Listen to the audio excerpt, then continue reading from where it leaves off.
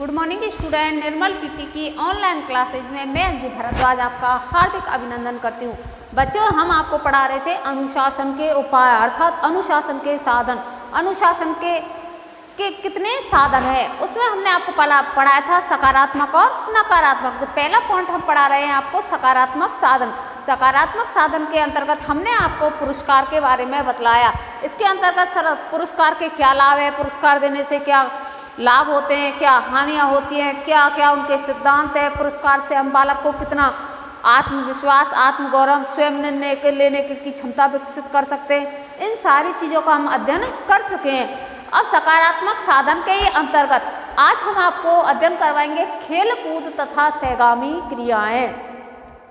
खेल कूद तथा सहगामी क्रियाओं के अंतर्गत हम बालक में अनुशासन किस प्रकार से स्थापित कर सकते हैं, बालक को अनुशासित कैसे रख पाते हैं खेल कूद तथा सहगामी क्रियाओं के द्वारा।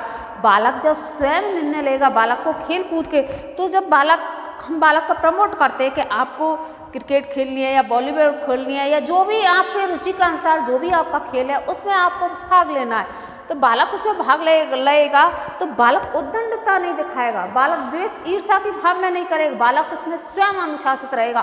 तो खेल कूद तथा सहगामी क्रियाओं से बालक स्वयं अनुशासित रहने का प्रयास करेगा। विद्यालय में संगठित खेल कूद तथा सहगामी क्रियाएं भी अनुशासन स्थापना में पर्याप्त सहयोग करते हैं।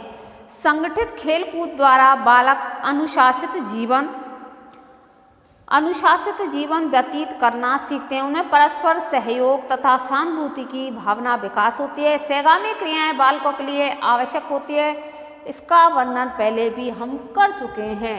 एक दूसरे में परस्पर सहयोग की भावना, किसकी भावना? सहयोग की भावना का विकास करना। किसके अंतर्गत? खेल कूद। बालक में हम खेल कूद के द्वारा पहले तो हम क्या स्कूल लेवल पर के बालक को कंपटीशन करवाते, एक दूसरे में प्रतिस्पर्धा करवा, स्कूल के बाद में जिला के स्तर, राज्य के स्तर पर, फिर देश में। अब इस प्रकार से हम बालकों को स्कूल लेवल से ले जाते हुए उसको राष्ट्र तक, फिर अंतर्राष्ट्रीय तक पहुंचाते हैं, तो बालक में सहयोग की भावना हो जाती है। एक दूसरे का सहयोग करना, मानवीय गुणों का विकास होना बालक के अंतर्गत आ जाता है। तो बालक इसके अनुसार स्वयं अनुशासित रहने का प्रयास करता है। शुरू में जब बालक को एडजस्टमेंट करने में थोड़ी प्रॉब्लम आती है, परंतु धीरे धीरे उस कार्य को करता है, धीरे धीरे उसी माहौल में बालक ढलता है। खेलकूद के द्वारा जगह जगह से बालक आते हैं, दूसरे देश के भी आते हैं, दूसरे जिले के भी आते हैं, दूसरे राज्य के भी आते हैं, तो उनकी रहन सहन, उनका खान पान, उनकी बोल भाषा, तो हमारे यहाँ के जो बालक हैं उन बालकों का वो कैसे अनुशासित रहते हैं, आप कैसे रहेंगे, उनको देखते हुए एक दूसरे का सहयोग करते हुए बालक इसमें अनुशासित रहता है। तो अनुशासन के लिए खेलकूद तथा सहगामी क्रियाएं भी बहुत जरूरी है। ये सकारात्मक साधन के अंतर्गत आती है। अब नेक्स्ट जो है वो है विद्यालय नियम तथा परंपराएं। दूसरा है वो है विद्यालय नियम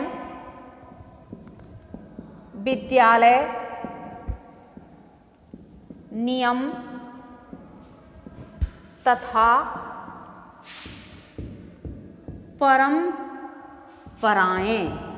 विद्यालय के नियम और जो परंपराएं चली आ रही है, विद्यालय के जो रूल रेगुलेशन है उसके अनुसार ही बालक को अनुशासित रहना सिखाया जाता है। आपको अगर आपके विद्यालय में कहीं बाहर से टीम आई गई है, कहीं बाहर के विद्यार्थी आए हुए हैं, तो आपको उनके साथ भाईचारे का निर्वाह करते हुए उनके पास सहयोग की भावना, सदुपयोग की भावना के अनुसार आप उनका नियम को फॉलो करें। विद्यालय के नियम स्वस्थ परंपराएं भी विद्यालय में अनुशासन स्थापित करने के साधन है। विद्यालय में दैनिक कार्यों के संचालन के लिए नियमों का निर्धारण करते समय छात्रों के सुझाव तथा सहयोग आमंत्रित करने चाहिए और एक बार नियम निश्चित हो जाने पर बिना किसी पक्षपात के उसका पालन किया जाना चाहिए। जैसे आपके विद्यालय में क्या सुबह सुबह जब बालक आते हैं तो हम प्रार्थना सभा का आयोजन करते हैं। प्रार्थना सभा का आयोजन इस प्रकार करते हैं, जब छोटे बालक होते हैं तो छोटे बालक का हम क्या करते हैं, पहले सब छोटे कद का बालक, फिर उससे बड़ा, फिर उससे बड़ा, फिर हमें अनुशासित रहना सिखाया जाता है। आप लाइन बना के 1 दिन बनाएंगे, 2 दिन बनाएंगे, फिर बालक के क्या आदत में आ जाएंगे, क्योंकि हमने नियम बना रखा है। सुबह आते ही प्रार्थना सभा में पहुँचे, लाइन बनाएं, सरस्वती वंदना बोलें, सुविचार बोलें, समाचारों का कार्यक्रम करें। तो बालक जो विद्यालय के नियम और जो परंपराएं हैं, जो दैनिक दिनचर्या में जो कार्यकलाप आते हैं, उनके द्वारा बालक स्वयं ही अनुशासित रहना सीख जाएगा। ये नहीं कि सारे बालक गए और 5 बालक बाहर बैठ गए, तो ये नियम का क्या होगा, उल्लंघन होगा। तो इन नियमों का पालन करने से बालक क्या हो जाएगा, स्वयं अनुशासित रहने का प्रयास करेगा और बालक में अनुशासन की भावना स्वयं ही विकसित हो जाएगी। विद्यालय को लंबे समय से बड़ी स्वस्थ परंपराएं विद्यालय अनुशासन स्थापना में काफ़ी सहायक होती है। यदि विद्यालय की परंपराएं अच्छी हैं, प्रजातांत्रिक हैं तथा मानवीय संबंधों पर आधारित है तो वहाँ अनुशासन अच्छा होगा। विद्यालय के नियम तथा परंपराएं विद्यालय के भौतिक तथा शैक्षणिक वातावरण का निर्माण तथा निर्धारण करते हैं।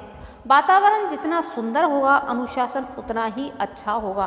कहने का मतलब है बालक को दबाव में मत रखिए, बालक को के इतना भी प्रेशर मत रखिए कि बालक क्या करे, उद्दंडता करे।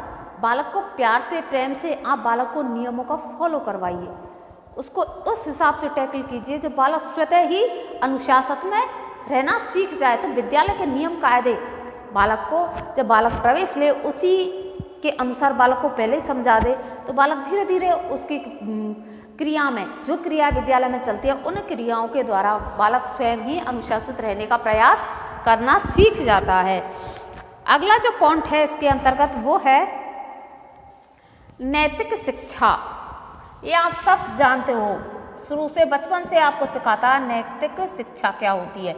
विद्यालय के अंतर्गत भी आपके पाठ्यक्रम में इसको पाठ्यगामी क्रिया के अंतर्गत आपको बतलाया जाता है कि बालक में नैतिक गुणों का विकास किया जाना, बालक को नैतिक शिक्षा प्रदान की जानी पे। नैतिक शिक्षा का तो पहले अलग से पाठ्यक्रम चलता है, नैतिक शिक्षा का एग्जाम होता है ना आपके सहगामी क्रियाओं के अंतर्गत। तो नैतिक शिक्षा विद्यालय में अनुशासन स्थापना में नैतिक शिक्षा काफ़ी महत्वपूर्ण रखती है। यदि बालकों को नियमित रूप से नैतिक शिक्षा दी जाती है तो उसका प्रभाव उसके आचरण पर पड़ता है, जो अनुशासन को प्रभावित करता है। नैतिक शिक्षा सैद्धांतिक न होकर व्यवहारिक होना चाहिए।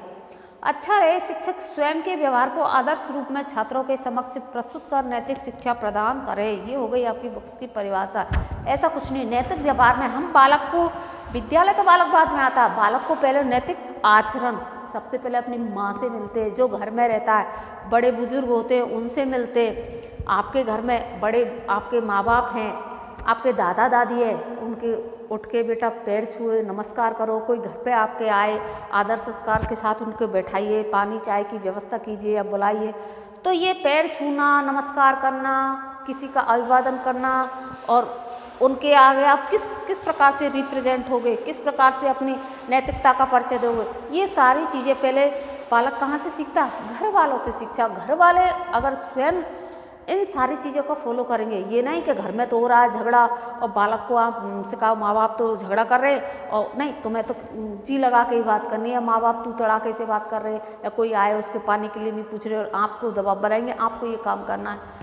तो पहले उन पेरेंट्स को और विद्यालय में उन शिक्षकों को स्वयं इस चीज़ का आदर्श प्रस्तुत करना चाहिए, स्वयं इस तरह से नैतिक शिक्षा का पालन किया जाना चाहिए जो बच्चा स्वयं अनुशासित रहना सीख जाए। उसी प्रकार से विद्यालय में भी शिक्षक पहले ऐसे आदर्श प्रस्तुत करें, पहले स्वयं नैतिक शिक्षा का। ये नहीं है कि बालक छोटे हो तो बालक को भी आप उसी प्रकार से, बालक आपको रिगार्ड दे रहा तो आपको भी बालक को रिगार्ड देना चाहिए। तो बालक के अंतर्गत जब आप रिगार्ड दोगे तो बालक स्वयं सीख जाएगा, स्वयं अनुशासित रहना सीख जाएगा। तो नैतिक शिक्षा का विकास भी विद्यालय के अनुशासन में बहुत ही सहायक रूप से सिद्ध होता है कि बालक को आप किस प्रकार से नैतिक शिक्षा प्रदान कर सकते हैं। बालक को अच्छे कार्यों के लिए आप मोटिवेशन कीजिए, बालक को पुनर्बलन बताया ना पुरस्कार के अंतर्गत, शाबाश वेरी गुड, बड़े अच्छे आचरण है इस बालक के, बालक का आचरण भी अच्छा होता है इससे, नैतिक शिक्षा से बड़ा अच्छा आचरण है। कोई आपके बाहर से गार्जियंस आए या बाहर से कोई और अभिवक्ता आए आपके स्कूल में, विद्यालय में बच्चों को संबोधित करने के लिए, तो वहाँ के बच्चों की जो आचरण को देखेंगे तो वहाँ के विद्यालय के जो प्रधानाध्यापक है, जो अध्यापक है, उनका भी वो बहुत बहुत धन्यवाद अर्पित करके जाएंगे। क्यों कि आपके बालक कितने अच्छे हैं जो आपने उनको ऐसे संस्कार सिखलाए हैं, कितने अच्छे उनके माँ बाप हैं जो ऐसे। तो नैतिक शिक्षा का भी विकास अनुशासन रहने के लिए बहुत ही लाभदायक सिद्ध प्रतीत होता है। अगला जो पॉइंट है इसमें वो है शिक्षक अभिभावक सहयोग। अगला है वो है शिक्षक अभिभावक सहयोग।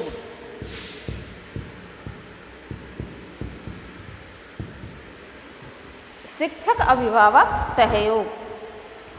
विद्यालय अनुशासन स्थापना किसी एक कर्मचारी, अधिकारी या बालक के कार्यों पर ही आधारित नहीं होती है, वरन स्वच्छ अनुशासन सभी को मिले जुले प्रयासों का परिणाम होता है। किसी एक कर्मचारी, अधिकारी,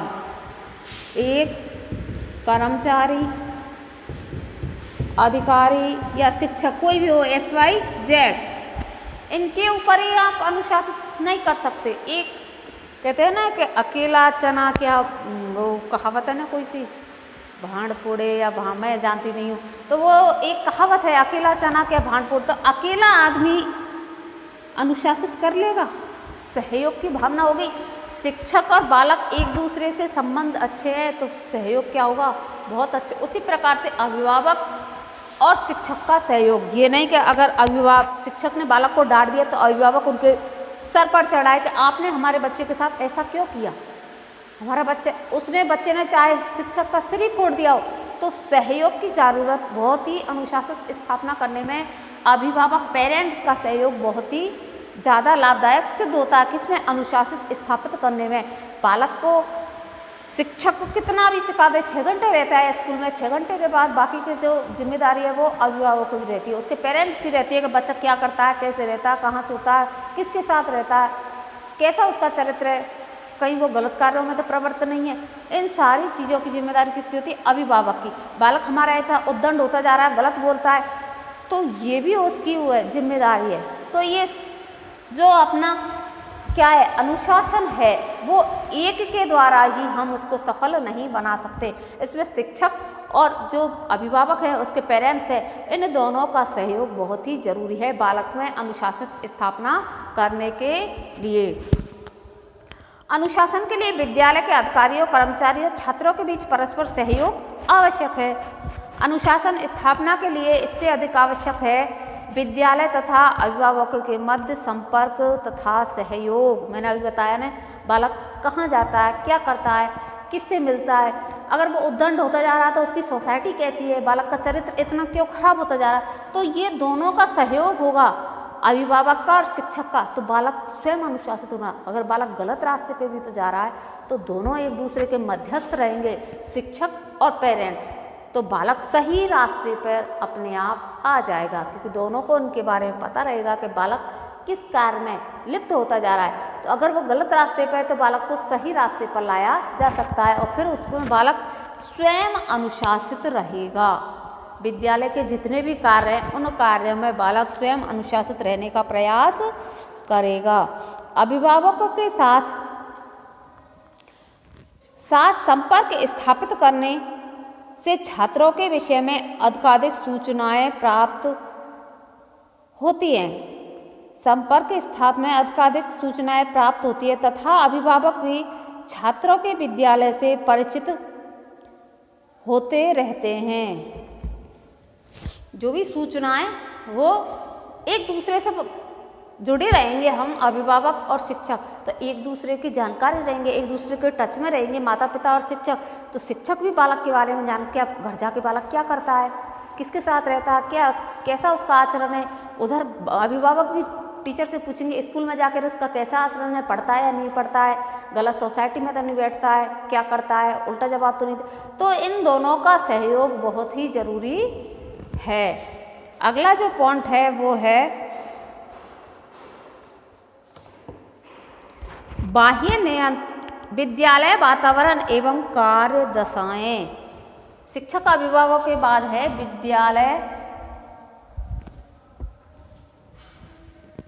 विद्यालय वातावरण एवं कार्य दशाएं।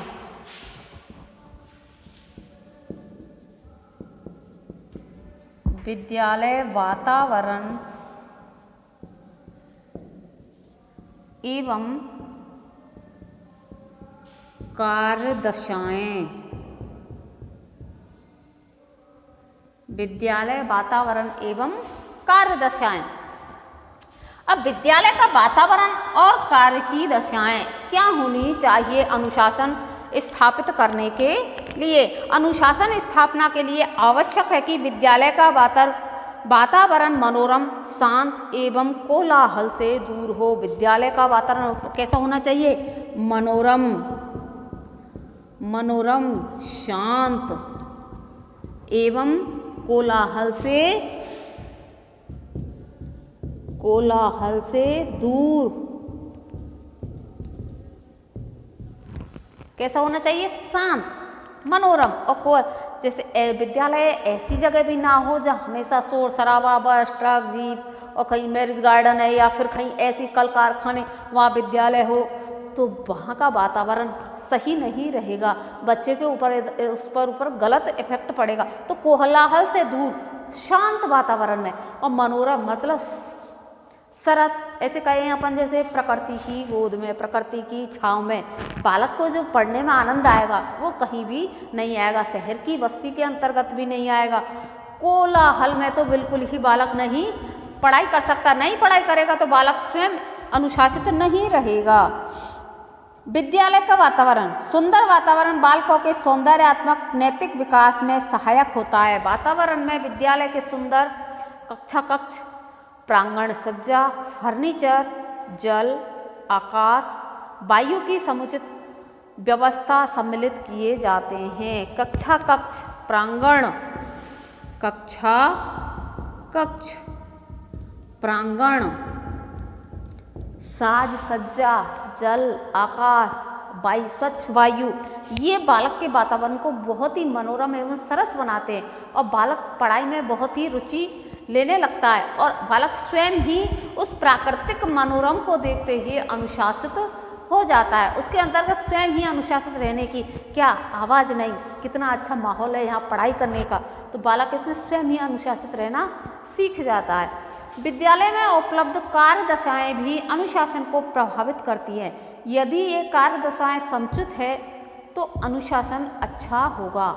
छात्रों को यदि कार्य करने हेतु पर्याप्त स्वतंत्रता, निर्देशन तथा साधन अच्छा है तो छात्रों में असंतोष की मात्रा कम होगी एवं अनुशासन की भावना का विकास होगा। कार्य दशाएं अनुशासन को प्रभावित करती हैं। इस कार्य दशा में बालक को स्वतंत्रता देना, उनको निर्देशन देना, बालक को ये नहीं कि अनुचित रूप से आप इतना भी दबाव में न डालो तो बालक जो सही कार्य कर रहा है उसको भी गलत करने पर प्रवृत्त हो जाए। और बालक को आप क्या करोगे? बालक को स्वतंत्र छोड़ दो, स्वतंत्रता के बाद उसको मोटिवेट तो करो, निर्देशन दो, परामर्श दो, पर इतना भी नहीं कि बालक उसके ऊपर दबा चला जाए। तो इस कार्य की जो दशाएं वो स्वतंत्र रूप से निर्देशन परामर्श देते हुए बालक कार्य करने के लिए सही अनुशासन स्थापित करने के लिए सही कार्य दशाएं स्थापित कर सकता है। तो विद्यालय का वातावरण एवं कार्य दशाएं अनुशासन स्थापना के लिए बहुत ही लाभकारी सिद्ध होती है। अगला जो पॉइंट है वो है बाह्य नियंत्रणों पर प्रभाव। अगला जो पॉइंट है वो है बाह्य जो नियंत्रण है, बाहर का जो जबरदस्ती का थोपा हुआ वो है नियंत्रण, नहीं आप ऐसे नहीं ऐसे कीजिए, उनका प्रभाव। बाह्य नियंत्रणों का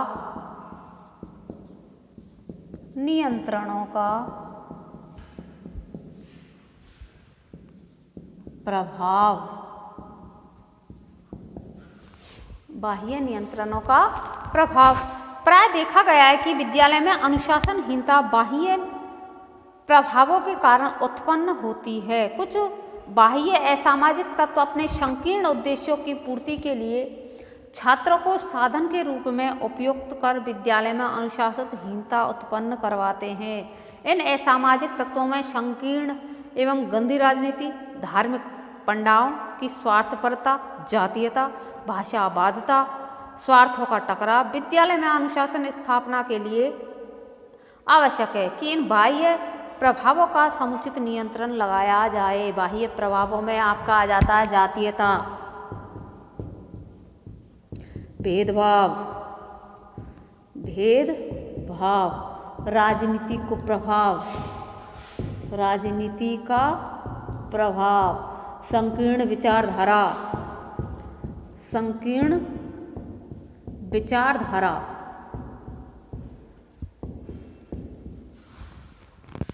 ये सारी बाह्य जो नियंत्रण है उनकी संकीर्ण जो विचारधारा है अपनी स्वार्थ लोलुपता को पूर्ण करने के लिए बालकों के अंतर्गत अनुशासन स्थापना के लिए बाह्य नियंत्रण है, इसको पूर्ण रूप से नियंत्रित करने की बहुत ही ज़रूरत है। जातीयता बालकों के अंतर फैला दी जाती है तो बालक एक नहीं रहते, बालक में सहयोग की भावना नहीं रहती, बालक में ऊंच नीच का भेदभाव स्थापित हो जाता है, भेदभाव करते हैं। राजनीति का प्रभाव हो जाता है, SC ST आप इसको नहीं, इसको वोट दीजिए, हम कांग्रेस के, हम BJP के, या फिर हम आपके, या बसपा, जो भी XYZ जितनी भी है वो राजनीति फंडा अपनाने के लिए, अपने स्वार्थ को सिद्ध करने के लिए बालकों के ऊपर ये बाह्य दबाव, बाह्य प्रभाव अपना पूर्ण रूप से स्थापित करने के लिए कहते हैं। वो उनकी संकीर्ण क्या हो जाती है विचारधारा, स्वयं को सिद्ध करने के लिए, स्वयं की स्वार्थपरता को सिद्ध करने के लिए बालकों के अंतर्गत ये दबाव हो जाता है। तो ऐसा जो नियंत्रण है वो विद्यालय के अंतर्गत बालकों को अनुशासित करने के लिए, अनुशासितहीनता करने के लिए बालकों के ऊपर थोपा जाता है। बालक उद्दंड हो, बालकों में लड़ाई झगड़ा हो, तो यहीं से ये कूटनीति की भेदभाव की नीति है, यहीं से विद्यालय स्तर से चली आए और बालक एक दूसरे का सहयोग की बजाय असहयोग की भावना, परस्पर असहयोग, परस्पर झगड़ा की भावना स्थापित हो जाए। तो बाह्य नियंत्रणों का प्रभाव उन पर नियंत्रण लगाना ये अनुशासन के लिए बहुत ही लाभदायक सिद्ध होगा। तो हमें ज़्यादातर ये राजनीति से बालकों को दूर रखना है, जातीय भेदभाव से दूर रखना, संकीर्ण विचारधारा से दूर रखना, उनको इस चीज़ों को बिल्कुल ही लिप्त नहीं होने देना चाहिए। अगर अनुशासन स्थापित करना ना है तो विद्यालय के शिक्षक, प्रधानाचार्य और जो भी है उनके गार्जियंस वगैरह बालकों के, वो बालकों को इन चीज़ों से दूर रखें ताकि उनके बालक इस जातीयता में न फंसकर, इस वोट बैंक में न फंसकर अपने अनुशासनहीनता का उल्लंघन ना करें। अगला जो इसमें पॉइंट है वो है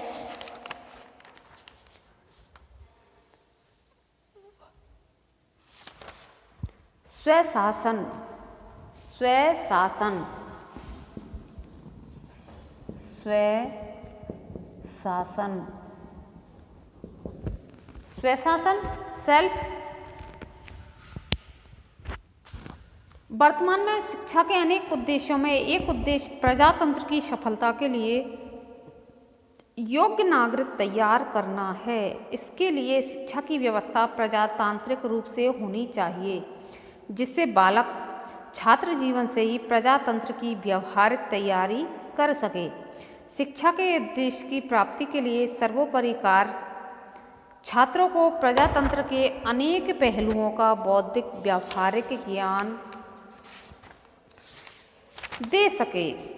प्रजातंत्र में विद्यालय विषय में किलपैट्रिक लिखते हैं कि विद्यालय छात्रों को, किलपैट्रिक क्या कहते हैं कि विद्यालय छात्रों को प्रजातंत्र के निम्न पहलुओं का व्यावहारिक तथा चिंता मुक्त ज्ञान कराएं। विद्यालय छात्रों को, विद्यालय छात्रों को निम्न पहलुओं का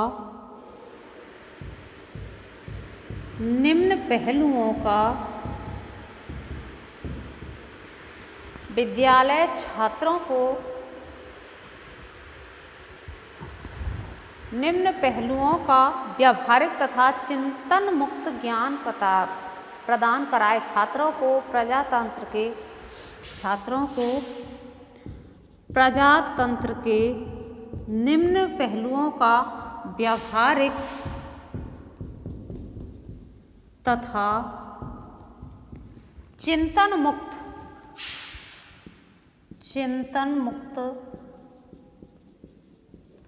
कार्य कराएं।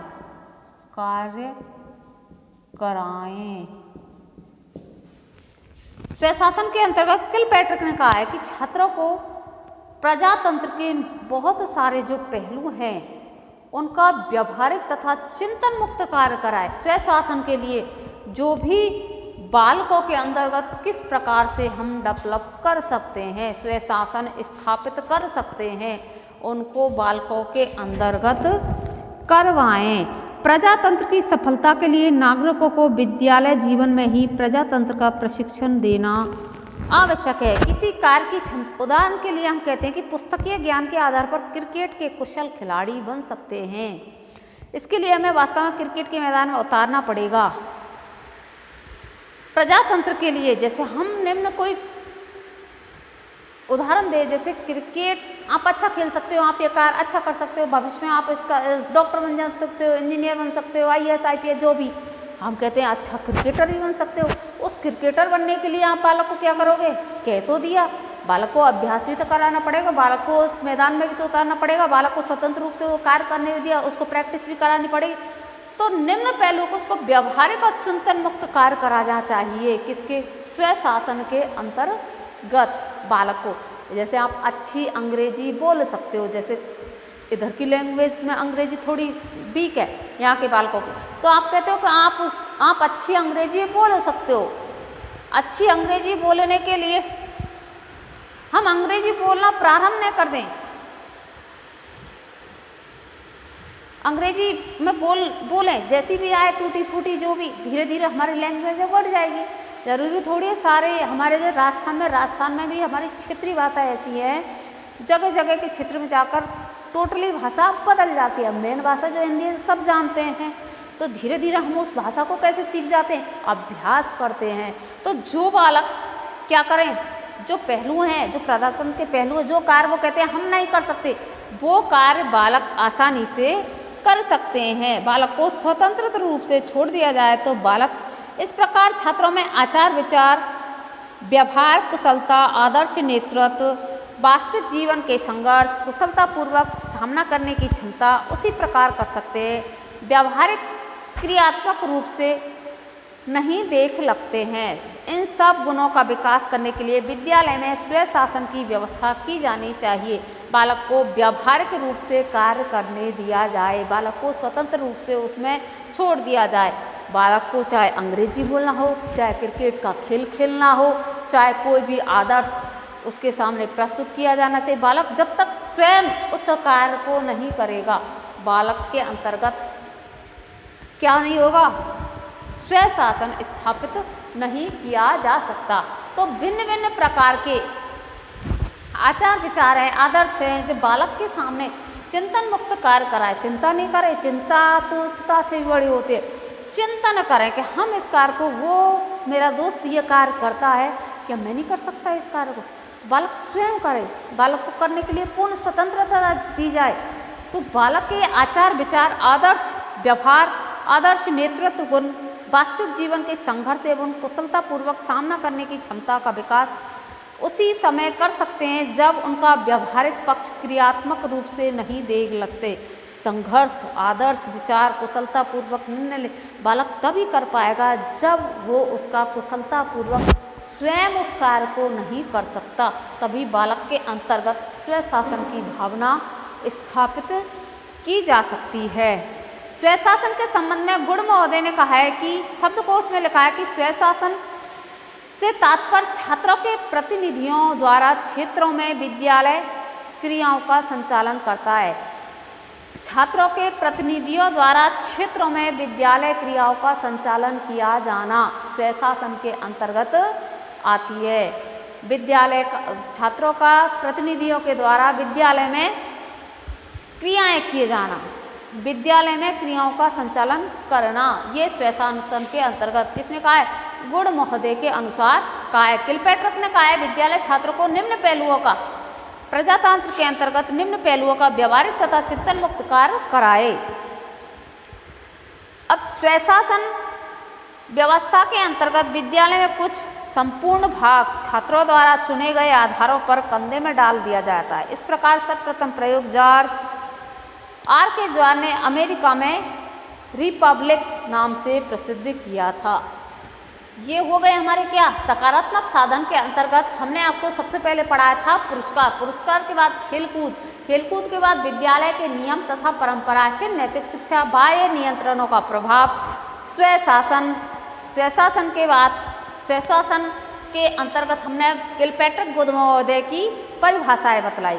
अब नेक्स्ट वीडियो में हम आपको स्वशासन के प्रकार और स्वशासन किस किस प्रकार से स्थापित किया जा सकता है उसके बारे में अध्ययन कराएंगे। तब तक के लिए धन्यवाद।